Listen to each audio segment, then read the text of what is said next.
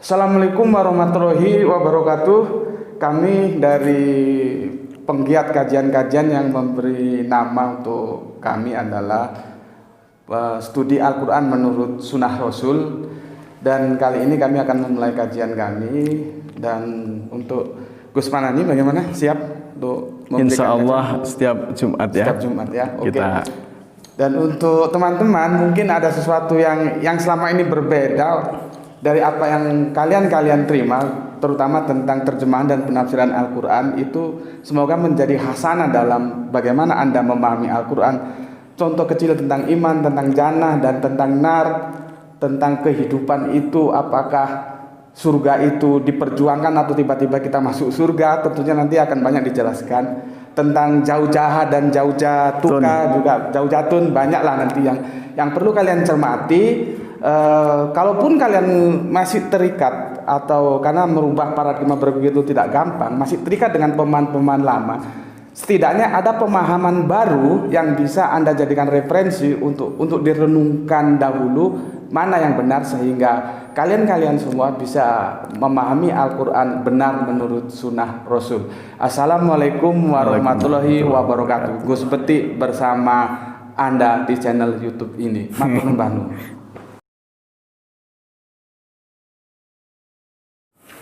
Ya baiklah, kita akan lanjutkan dengan pembahasan tentang Al-Quran. Bahwa Al-Quran adalah ajaran dari Allah yang isinya menjelaskan bagaimana hidup yang benar dan bagaimana hidup yang salah. Jadi yang benar dan yang salah itu yang mengajarkan Allah itu sendiri.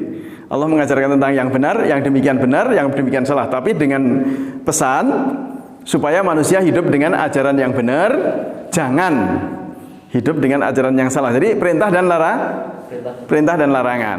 Jadi bukan disuruh memilih, bukan ya. Allah itu perintahnya menyuruh manusia hidup dengan ajaran yang benar dan melarang hidup dengan ajaran yang salah. Kadang banyak orang yang salah paham ini. Katanya manusia itu kan makhluk alternatif, jadi berhak memilih dong. Mau semau dia. Tidak demikian. Allah menciptakan manusia memang mempunyai kemampuan ganda, bisa atau mampu hidup nur dan mampu hidup dzulumat. Tetapi maunya Allah, manusia itu disuruh hidup nur, jangan hidup dzulumat. Seperti menciptakan siang dan malam. Siang itu apa? Untuk aktif, bekerja. Malam ya disuruh istirahat ya. Itu perumpamaan tentang siang malam, nur dzulumat, sajaratun thayyibatun dan sajaratun khabisatun. Jadi di dalam Quran ada informasi tentang bagaimana hidup yang benar dan bagaimana hidup yang salah. Hidup yang benar disuruh, hidup yang salah dilarang. Nah, maka kita sampai kepada inti acara kita hari ini, yaitu memahami Al-Quran menurut Sunnah Rasul. Jadi kita akan melakukan satu studi dengan satu prinsip, bagaimana memahami Al-Quran yang benar dan bagaimana memahami Al-Quran yang salah. Bisa nggak manusia itu memahami Quran secara salah? Bisa. Kalau Al-Qurannya jelas benar, tetapi bisa dipahami secara benar dan bisa dipahami secara salah. Maka saya rumuskan begini. Yang benar, ini yang benar adalah memahami Al-Quran menurut Sunnah Rasul. Menurut Sunnah Rasul. Dan yang salah Salah itu apa? Memahami Al-Quran menurut sunnah selain Rasul. Nah. Maka saya perlu menjelaskan tentang istilah sunnah. Apa arti sunnah? Sunnatun secara letterlek ini bisa berarti jejak langkah. Ini secara letterlek ya, bisa bermakna sunnah itu jejak langkah. Jadi kalau Nabi Muhammad berpesan kepada umat, kepada kita ini, ikutilah sunnahku. Itu secara letterlek maknanya ikutilah jejak langkahku. Ini maksudnya bahasa biasa atau bahasa kiasan? Ini tentu bukan jejak langkah dalam arti sebenarnya kalau kita mau mencari jejak langkah Nabi Muhammad secara letterlek, kita harus pergi ke Mekah sana, terus nyari mana jejak langkah Nabi Muhammad, kita mau ikuti, bisa nggak? Ya udah nggak bisa lagi, mesti udah hilang ya. Udah ratusan tahun kok, mana jejak langkah Nabi Muhammad? Ini maksudnya bahasa kiasan. Jejak langkah itu kiasannya adalah kebiasaan, ya. Sunnah itu kebiasaan, adat. Bisa juga berarti ucapan dan perbuatan. Jadi sunnah itu meliputi ucapan dan perbuatan. Maka ada sunnah qauliyah dan sunnah fi'liyah. Nah, di mana kedudukan sunnah Rasul terhadap Al-Quran, ya, ini adalah penjelasan. Boleh nggak dikatakan tafsir atau keterangan? Jadi Nabi Muhammad itu menjelaskan Quran dengan ucapan, qaul. Tapi tidak cukup hanya dengan ucapan. Kadang-kadang untuk menjelaskan Quran diperlukan harus dengan praktek, dengan perbuatan. Nah, penjelasan Nabi Muhammad tentang Al-Quran dengan redaksi yang berbeda dengan Quran, nah ini sunnah qauliyah. Kemudian penjelasan Nabi Muhammad tentang Al-Quran berupa praktek, misalnya Nabi mau menjelaskan wudhu. Tidak cukup hanya dijelaskan dengan, kalau kamu mau melakukan wudhu, kamu harus berdiri menghadap kiblat. Kemudian ini, kalau dengan omongan begitu, mungkin nanti orang akan mempraktekkan dengan praktek yang berbeda satu dengan yang lain. Maka supaya tepat dalam melaksanakan wudhu, Nabi Muhammad langsung praktek, ya. Beliau memberi contoh begini wudhu itu. Di dalam Quran padahal cuma 4 kan? Bagaimana? Idza kumtum ila sholat faghsilu wujuhakum wa aydiyakum ilal marafiqi famsahu ru'usakum wa arjulakum ilal ka'baini. Cuma begitu lah. Kalau kita melakukan seperti yang disebutkan dalam Quran ini salah nggak? Langsung aja kita mau apa? Mau wudhu menurut petunjuk Quran apa?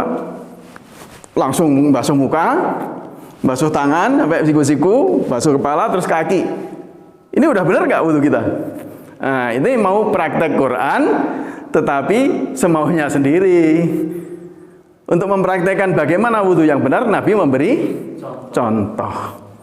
Nah, ternyata contohnya tidak cukup hanya langsung pakai, ya katakanlah Bismillah ya, berdoa. Terus ini tangan yang mau dipakai untuk membasuh ini dibersihkan dulu. Ya kan, nah kalau ini kotor, oli tok misalnya kan, bengkel-bengkel, langsung gini ya, bukannya tambah bersih. Nah, ada satu petunjuk bahwa ini tangan yang mau kita pakai untuk membasuh muka, membasuh tangan, membasuh kepala, ini dibersihkan dulu. Nah, jadi dengan alat membersihkan yang bersih, maka nanti akan dicapai kebersihan yang sempurna kan gitu. Ini dibersihkan. Ya kalau perlu sabun kan gitu kan. Loh kan dulu nggak ada sabun. Ya, tapi Nabi memberi contoh bahwa ini alat yang mau dipakai untuk membasuh muka. Ini dibersihkan dulu. Dan ternyata wudhu itu bukan hanya sekedar membersihkan fisik. Kalau ini hanya sekedar membersihkan fisik, orang yang sudah mandi selulup seharian ya kan di sungai, bersih nggak semua? Bersih. Kalau mau sholat harus wudhu nggak? Nah, kenapa? Karena dia sudah bersih semua, sudah seharian dia di dalam air. Ya, ini masalah wudhu bukan hanya masalah membersihkan fisik, tapi ini ada hubungannya dengan sholat ya, yang mau dikerjakan. Jadi ketika dia melakukan wudhu sebagai persiapan sholat, ini dia sambil berdoa, Allahumma ja'alni minat tawabin waj'alni minal mutatahhirin. Ini maksudnya apa? Ya Allah, seperti halnya air yang membersihkan tanganku ini dari berbagai kotoran, kan bersihkanlah perbuatan tanganku ini dari semua perbuatan yang jahat. Nah, kemudian kita pakai kumur-kumur, ternyata Nabi itu kumur-kumur dulu. Ini apa? Ya seperti halnya kotoran-kotoran yang ada di dalam mulutku ini kan, bersihkan dengan air, tetapi sasarannya bukan hanya membersihkan mulut ini apa? Bersihkanlah ucapanku dengan Al-Quran dari semua ucapan-ucapan yang jahat, yang kotor. Begitu, pakai menghisap air ke dalam lubang hidung. Oh, ada begitunya di Qurannya, ada nggak? Nggak ada ya. Tapi itu Nabi kok yang mencontohkan, dia yang paling tepat, yang paling pas memberi contoh. Dialah yang ditunjuk oleh Allah memberi contoh bagaimana melaksanakan Quran yang benar. Setelah itu baru membasuh muka. Ketika membasuh wajah pun kita harus berdoa, diiringi dengan doa apa? Seperti halnya air yang membersihkan wajahku ini dari berbagai kotoran. Bersihkan pandanganku dengan Quran dari pandangan-pandangan yang salah. Begitu ketika kita membersihkan tangan, membasuh kepala. Ini tidak lepas dari doa wudhu. Ya, apa? Allahumma ja'alni minat tawabin waj'alni minal mutatahhirin waj'alni min ibadikas sholihin. Bisa nggak dengan air menjadikan kita soleh? Nggak bisa untuk menjadikan kita soleh dengan airnya itu adalah Al-Quran ya, karena air itu lambang dari Al-Quran. Nah begitu wudhu yang benar ya sesuai yang dicontohkan oleh Nabi. Jadi ada Al-Quran menurut contoh Rasul, menurut penjelasan Rasul, baik secara ucapan maupun secara perbuatan. Saya akan memberikan contoh bagaimana memahami Al-Quran dengan keterangan secara teoritis. Dan ini keterangan secara praktis. Contohnya misalnya kata jannah. Nah, itu adalah istilah yang kita ambil dari Quran. Kita ingin memahami apa arti jannah, pengertian jannah itu bagaimana.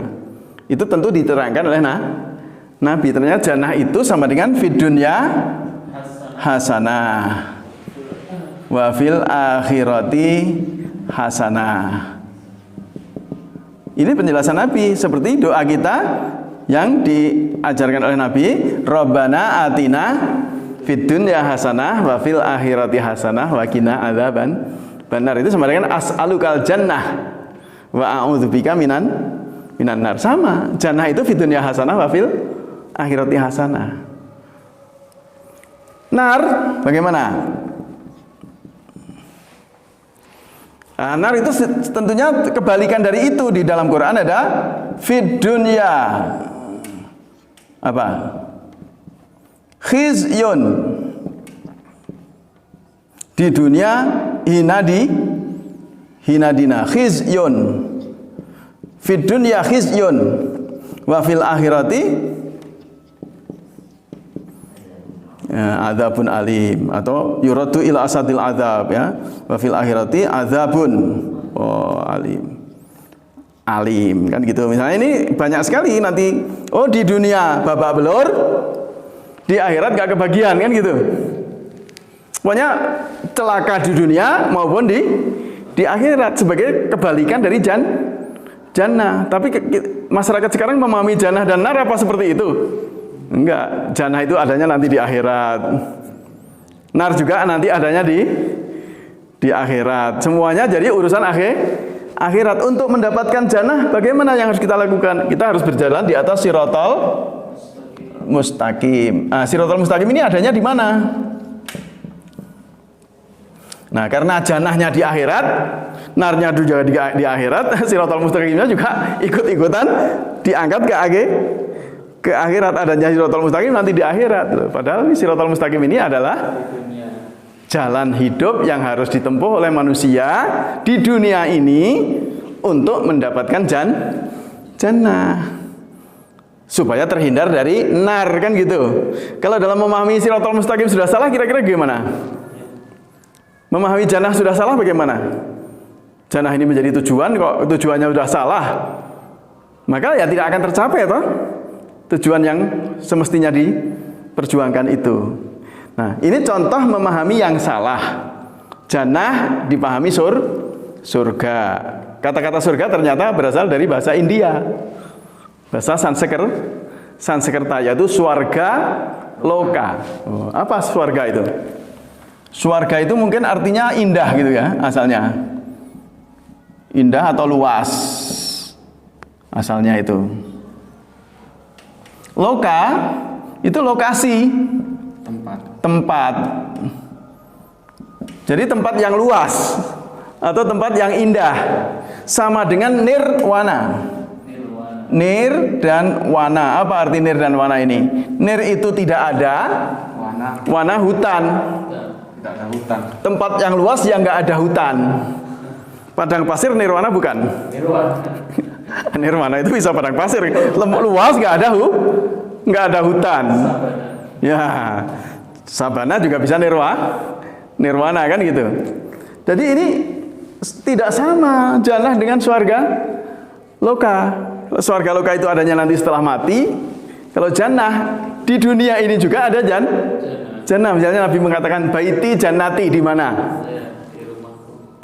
Rumah tanggaku ini bagaikan taman yang indah, yang rindang kan gitu. Sehingga di dalamnya kerasan, di dalamnya nyaman kan. Orang-orang dari mana-mana pengen ke taman kan, mencari taman yang indah, yang rindang, di dalamnya ada buah-buahan macam-macam, nah, semuanya terpenuhi. Kehidupan yang harmonis, kehidupan yang aman, damai, cukup serba cukup sandang, cukup pangan akibat iman, diibaratkan kan gitu dengan kata jannah. Jadi kata jannah adalah perumpamaan. Ini bahasa Al-Quran. Nar juga perumpamaan. Siratal mustaqim perumpamaan. Berjalan menurut Quran itu bagaikan kan gitu. Berjalan di atas jalan yang sangat kecil. Jadi sulit tidak untuk bisa tetap berjalan di jalan Allah itu. Apalagi di zaman sekarang untuk tetap teguh bertahan di jalan yang itu ya siratal mustaqim itu diibaratkan titian serambut dibelah 7 kan gitu. Rambut pinoro pitu kalau bahasa Jawanya itu. Ya, wat ogalagil. Wat ogalagil itu jembatan yang sangat mudah tergelincir. Ya kalau kata Nabi Muhammad berjalan kalau diistilahkan itu memegang kebenaran itu seperti memegang bara kalau di zaman akhir ya. Dilepas salah kan? Tidak dilepas kok ya, berat kan gitu. Nah, tapi itu hanya perumpamaan ya. Sebenarnya berjalan di atas kebenaran itu dijamin bisa mencapai tujuan bagaimanapun beratnya. Ini yang perlu kita luruskan. Jadi ada memahami Al-Quran yang benar.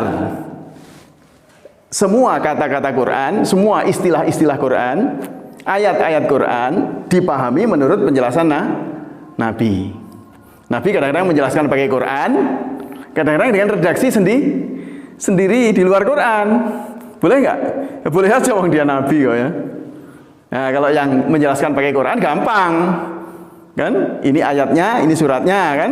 Penjelasannya langsung Quran bil Quran. Itu namanya Al-Qur'anu yufasiru ba'duhu ba'dhon. Yang ini mudah. Kalau yang penjelasan dengan bahasa pergaulan sehari-hari namanya bahasa biasa. Nah, itu nanti disebut hadis kan gitu. Misalnya Nabi menjelaskan tentang al-imanu.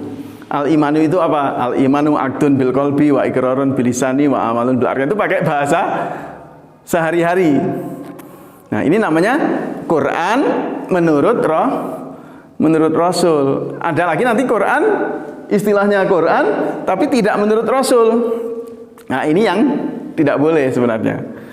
Karena tentunya Rasul sudah menjelaskan semua persoalan Al-Quran. Sudah tuntas Nabi Muhammad mengajarkan Quran ini secara tuntas, baik teoritis maupun praktis.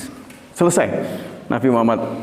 Maka kita tinggal mencari sekarang itu kan, menelisik, meneliti, mempelajari, menstudi dengan pedoman yang benar adalah Al-Quran menurut sunnah Rasul, baik teori maupun praktek. Yang salah, Quran dipahami menurut selain Rasul, seperti jannah dipahami sama dengan surga loka. Ini nggak benar. Jannah tidak sama dengan surga loka. Nar dengan neraka, nggak benar. Kalau neraka itu adanya nanti di akhirat kok. Surga loka itu adanya nanti di akhirat. Karena surga dan neraka adanya di akhirat. Sekarang ada nggak orang yang takut neraka? Nggak ada. Akibatnya orang nggak takut neraka. Kenapa? Oh, neraka nanti adanya di akhirat aja kok. Tapi kalau mereka tahu bahwa nar itu adanya sekarang, saya kira takut ya. Melanggar perintah Allah itu nar kapan? Ya di dunia ini juga kamu akan mendapat balasannya. Bukan nunggu-nunggu nanti mati baru ada akibatnya. Nah, itu yang akibatnya. Satu contoh lagi tentang bagaimana mempraktekkan Al-Quran yang benar dan mempraktekkan Al-Quran yang salah. Ini praktis, perbuatan. Misalnya ya, saya ambil contoh Bismillahirrahmanirrahim. Quran bukan? Ya, ini kan Quran. Ayat pertama malah ya. Di surat pertama, ayat pertama. Bismillahirrahmanirrahim. Ini menjadi ayat utama. Bagaimana mempraktekannya ini? Bismillahirrahmanirrahim. Ya, Nabi memberi contoh mempraktikkan Bismillahirrahmanirrahim. Setiap perbuatan yang diperintahkan oleh Allah, dia melaksanakan dengan Bismillahirrahmanirrahim. Mau minum kan? Bismillahirrahmanirrahim. Ada perintahnya enggak? Ada. Mau makan? Bismillahirrahmanirrahim. Mau menyembelih kambing kan gitu, mau menyembelih ayam. Motong kangkung bismillah enggak? Bismillah. Wah, hanya kangkung aja kok bismillah. Kalau mau motong kambing bismillah, begitu tempe lupa bismillah. Nah, meskipun apa saja bismillah dong. Setiap perbuatan yang disuruh oleh Allah dimulai dengan bismillah, diakhiri dengan alhamdulillah. Apa saja yang disuruh bismillah, berakhir alhamdulillah. Sekarang ada orang menggunakan bismillah dan alhamdulillah untuk praktek-praktek yang tidak dicontohkan oleh Nabi Muhammad. Misalnya supaya judinya menang, wah kan gitu, main judi nih. Waktu mau banting kartu, Bismillahirrahmanirrahim plak. Ya, ini kan bismillah juga ya. Wah alhamdulillah menang kan gitu. Loh ini bismillahnya Quran, alhamdulillahnya juga Quran. Tapi ini salah nggak? Salah praktek, bukan Qurannya yang salah. Salah mempraktekkan Quran. Tidak di situ prakteknya. Mari kita meresmikan lokalisasi pelacuran ini dengan bismillah. Nah, gimana? Meresmikan lokalisasi pelacuran kok bismillah. Atau mau nyolong supaya nggak ketahuan pakai ayat-ayat Quran, pakai bismillah juga. Begitu dapat alhamdulillah juga. Loh, bismillah alhamdulillah kok dipakai untuk menjalankan larangan. Mestinya bismi iblis, mestinya kan begitu ya. Ya enggak? Ya bismi setan kan mestinya gitu. Kalau dia menjalankan perintah setan kan atas nama setan. Nah, jadi kalau Bismillahirrahmanirrahim dan Alhamdulillahirabbil alamin dipakai untuk perbuatan yang dilarang oleh Allah, ini namanya salah praktek. Bukan Qur'annya yang salah. Qur'annya tetap benar. Nah, jadi ada ya pemahaman Qur'an yang salah dan ada pemahaman Qur'an yang benar. Di dalam studi ini kita ingin tahu dua-duanya. Kita tidak hanya tahu yang benar, ingin tahu yang benar, tidak. Yang salah pun kita harus tahu. Jadi kalau kita melakukan yang benar itu tahu itu benar, kalau kita meninggalkan yang salah tahu bahwa itu salah. Jangan sudah melakukan yang salah merasa benar, itu yang sekarang terjadi. Padahal sudah mengerjakan yang salah, tapi merasa benar kan gitu. Jadi bisa dilarang nggak? Harus dilarang. Lah yang nggak bisa dilarang, dia merasa benar kok. Jadi dia waktu melakukan itu dia merasa benar. Terus kita melarangnya, jangan kamu kerjakan itu. Mau mengerjakan yang benar kok dilarang kan gitu. Jadi kita berantem dengan orang yang sudah salah kan gitu. Nah, jadi di sini untuk memahami Al-Quran secara benar harus menurut sunnah Rasul. Untuk mempraktekkan Quran secara benar juga harus menurut sunnah Rasul. Memahami Quran tidak menurut Rasul itu sudah salah duluan. Ya, kesalahannya karena tidak menurut Rasulnya ini yang salah. Begitu juga mempraktikkan Quran secara salah adalah mempraktikkan tidak menurut contoh yang diberikan oleh Rasul. Misalnya alhamdulillahirabbil alamin. Ini alhamdulillah bisa dipraktikkan secara benar, juga bisa dipraktikkan secara salah kan? Ya seperti tadi contohnya. Alhamdulillah dapat curian banyak kok, alhamdulillah, itu nggak benar. Nah, maka dalam studi yang akan kita programkan ini, kita akan melakukan satu studi tentang istilah-istilah Al-Quran dengan pola Al-Quran menurut sunnah Rasul lawan menurut selain Rasul, yang nanti kita wujudkan dalam tantangan dan jawaban, challenge and respond. Jadi ini model studinya studi komparatif ya. Apa saja yang akan kita bicarakan dalam program 3 bulan ini saya batasi program 3 bulan dengan durasi 1 kali pertemuan sepekan. Ya, kita insya Allah setiap Jumat Pak ya. Kita mudah-mudahan bisa. Ini ada 3 bab saja. 3 bab ya, yang akan kita kaji bersama-sama. Yang pertama masalah iman. Yang kedua masalah ilmu. Yang ketiga masalah sholat. Ini semuanya berhubungan ya. Iman, ilmu, dan sholat. Ini asalnya berasal dari Al-Quran. Al-imanu ya, ini juga dari Al-Quran. Al-ilmu, asalnya begitu. Dan ini juga dari Al-Quran. As-sholatu, tulisannya asalnya begitu. As-sholatu, pakai waw ya. Tapi boleh saja ditulis begini ya. Ini hanya masalah teknis. Ya, banyak orang yang menulis begitu ya. Ini nanti dalam ilmu bahasa kita pelajari. Ini nggak ada bedanya. Ini dengan ini sama. Ini hanya masalah teknis. Wawu dalam penulisannya bisa berubah menjadi bisa menjadi alif. Tapi ini tetap wawu.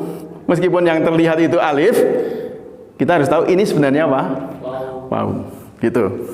Kenapa ini perlu dikaji? Karena sudah banyak kesalahan dalam memahami iman.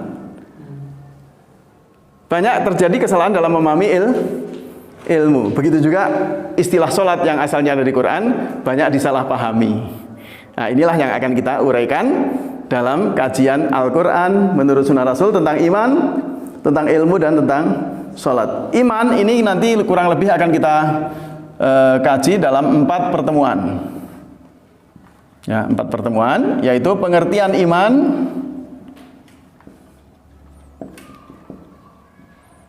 pokok-pokok persoalan iman, pokok-pokok mencapai iman, dan sejarah iman. Nah, itu 4 poin. Yang ini, ilmu ini langsung 5 aja ya. Ini nanti judulnya Al-Quran 1. Subjek studi. Sudah pernah dengar judul ini? Al-Quran 1 subjek studi. Bukan objek studi ya. Karena wal Qur'anu imami. Kalau imam itu di depan apa di belakang? Imam hari depan ya. Kalau Al-Qur'anu imami, dalam studi Quran yang menentukan adalah Al-Qur'an. Enggak boleh kita sebagai subjek, Quran menjadi objek. Kalau kita subjek, Quran objek, berarti yang menentukan Quran kita. Quran jadi objek. Nah, keenam, Al-Quran satu ilmu. Nah, Al-Quran satu ilmu. Yang ketujuh, Al-Quran satu metodologi. Metodologi atau metodologi Al-Quran. Kedelapan, Al-Quran satu sistematika. Ini terstruktur ya, sistematis. Dan kesembilan, Al-Quran satu analitika. Analitika dan objektivita. Nah, ini nanti kita singkat menjadi metosisnatif. Nah, metosisnatif. Memahami Al-Quran secara metosisnatif. Metodis, sistematis, analitis, dan objektif. Berarti secara ilmiah. Ya, ini syarat-syarat ilmu. Suatu ilmu dikatakan ilmiah kalau dia metodis, ada metodenya. Dia sistematis, dia analitis, dan dia objektif. Quran kalau tidak punya metode maka akan dikatakan Quran tidak ilmiah. Quran kalau tidak punya sistematika dalam dunia ilmiah, dia akan dikatakan non ilmiah. Apa arti non ilmiah? Khayal. Omongan orang gila. Kan gitu kan? Ada nggak yang nuduh begitu? Ada. Quran ini omongan orang gila. Quran ini omongan tukang sihir. Ada yang nuduh begitu, itu tuduhan orang kafir. Kita akan buktikan Quran bukan omongan orang gila. Quran bukan omongan tukang sihir. Tapi Quran ini adalah kalamullah atau kalimatullah yal ulya, kan gitu. Quran ini ajaran Allah, bukan bikinan manusia. Ada yang menuduh Quran ini bikinan Nabi Muhammad. Ada nggak yang nuduh begitu? Bisa nggak Nabi Muhammad bikin Quran? Quran itu sudah ada sebelum Nabi Muhammad lahirnya nggak? Ini sudah ada sebelum Nabi Muhammad lahir, kok ini bikinan Nabi Muhammad. Duluan mana Quran dengan manusia, kan gitu. Nah, ini yang ke-10. Nanti kita masuk ke Al-Quran satu teori pasti alam dan sosial budaya. Oh, ada ilmu pasti budaya. Quran ini kepastian Allah tentang bagaimana kehidupan sosial yang benar dan bagaimana kehidupan sosial yang sah. Ilmu pasti Quran. Namanya kepastian. Ini kepastian Allah. Takdir Allah. Takdir suratan takdir. Kemudian masalah sholat ini nanti akan kita bahas dalam 2 ya sampai tuntas lah nanti, apa sampai 4 pertemuan boleh. Masalah sholat ini masalah pokok. Kenapa ini perlu dibahas? Banyak orang yang memahami sholat sama dengan sembahyang. Ya enggak? Kalau sembahyang itu dari bahasa apa? Sanskerta, dari kata sembah dan hiyang. Sembah itu apa? Kegiatan memuja-muja, menyembah hiyang dewa. Memangnya sama sholat dengan sembahyang? Apa ini kita nyembah Allah? Sholat itu bukan nyembah Tuhan. Kalau nyembah Tuhan, seperti yang didefinisikan sekarang itu, sholat itu adalah ibadah kepada Allah. Tujuannya cari pahala atau menebus dosa. Itu apa bedanya dengan orang Hindu? Ibadah untuk Tuhan. Memangnya sholat ini untuk Tuhan? Kata Allah, in ahsantum li anfusikum wa in asatum falah. Kalau kita melakukan salat itu untuk siapa? Untuk Allah apa untuk kita sendiri? Untuk manusia sendiri. Allah mengajarkan salatlah kamu untuk kamu sendiri. Yang salat itu nanti bisa mencapai iman, kan gitu. As-shalatu mi'rajul mukminin. Yang enggak salat ya enggak bisa beriman. Jadi kufur. Dan nanti bedanya manusia iman dengan manusia kufur, yang iman itu salat, yang tidak salat itu kufur. Salat itu adalah pembinaan iman, pembangunan iman. Ya, jadi untuk mencapai iman harus sholat, kan gitu. Bisa nggak sholat tanpa mengerti Quran? Isi sholat itu kan bacaan Quran. Kalau kita membaca Quran dalam sholat itu tidak paham, tidak mengerti, apa yang kita baca tidak pernah nyambung dengan kesadaran kita, bukan sholat namanya, itu sembahyang. Ya apa? Muji-muji itu Tuhan aja, tidak pernah berpengaruh kepada diri. Maka Allah mengatakan wala taqrabus sholat wa antum sukaro. Apa maksudnya? Apa ada yang mabuk kita? Nggak ada kita yang mabuk, cuman wala taqrabu sholat wa antum sukara itu bahasa perumpamaan. Kalau orang mabuk itu ngerti nggak apa yang dia omong? Orang mabuk ngomong apa saja dia begitu sadar apa tadi yang kamu ngomong nggak ngerti. Kalau sholat begitu kira-kira kayak orang mabuk nggak? Iya. Sholat begitu selesai sholat apa tadi yang kamu baca dalam sholat? Nggak ngerti? Nah, jangan begitu dong kan gitu. Sholat itu jangan kayak orang mabuk.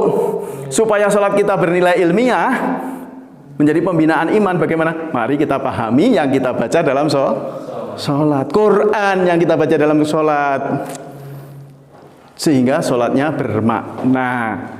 Jangan sampai menjadi wailul lil musallin alladzina hum an sholatihim sahun alladzina hum yuraun wa yamnaunal. Jangan sampai seperti itu. Ketika kita dalam sholat membaca itu apa? Ya seperti itu begitu. Amin amin amin begitu. Enggak, kita menolak. Kita ingin tidak seperti itu. Jadi ketika kita membaca ayat-ayat nur, kita mohon kepada Allah jadikan saya seperti yang saya baca itu. Kita tabat yada Abi Lahab wa tab, ma agna anhu maluhu wa ma kasab. Apa? Mudah-mudahan saya seperti Abu Lahab apa begitu. Nah, kalau tidak mengerti gimana? Amin amin aja kan? Ya, kalau kita membaca ayat-ayat yang menjelaskan tentang dzulumat dalam hati kita, mudah-mudahan saya tidak menjadi seperti itu. Baca tentang Fir'aun, tentang Haman, tentang Korun, semuanya ada dalam Quran. Yang benar ada dalam Quran, yang salah ada dalam Quran. Bagaimana sikap kita ketika membaca pendukung-pendukung yang nur, pelaku-pelaku yang nur? Kita berharap dengan membaca itu supaya termasuk ke dalam golongan nur. Ketika kita membaca ayat-ayat dzulumat, dalam hati kita juga berdoa. Tapi doa kita mudah-mudahan kita jangan seperti dia kan gitu. Ya, saya kira demikian kajian kita pada hari ini. Mudah-mudahan ini Allah akan memberikan kekuatan kepada kita, kemampuan untuk bisa menjalani program ini. Dan ini hanya 3 bulan. Setelah 3 bulan nanti ada program-program lanjutan yang bisa diikuti. Sekian, walhamdulillahirabbil alamin. Wabillahi taufiq wal hidayah. Wassalamualaikum warahmatullahi wabarakatuh. Waalaikumsalam warahmatullahi wabarakatuh.